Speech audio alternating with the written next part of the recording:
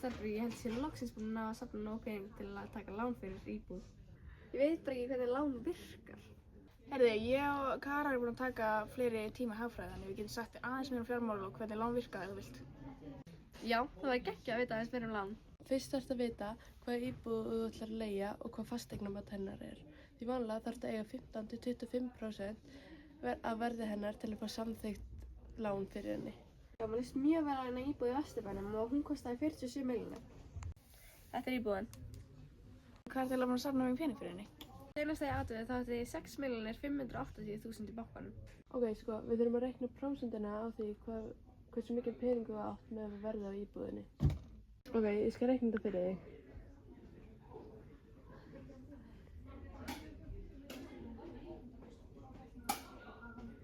Það er þá 14%. Ok.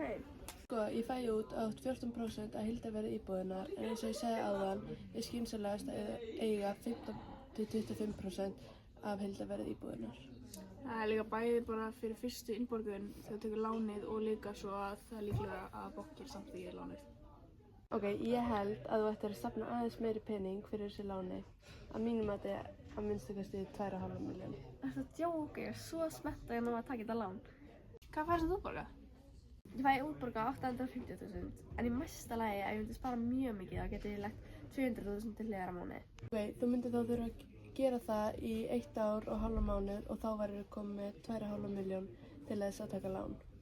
Ok, takk stelpur fyrir hjálpuna með fjármálin og ég mun gera þetta.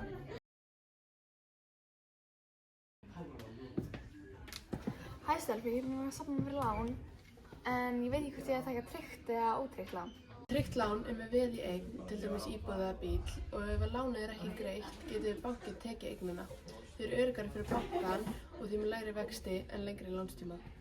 Ég myndi segja að ótryggt lán væri án veðs að bankinn er meiri hættu og er ekki öruggir nema að lofa lántakans og þau bera hærri vexti eftir að borga meira fyrir það.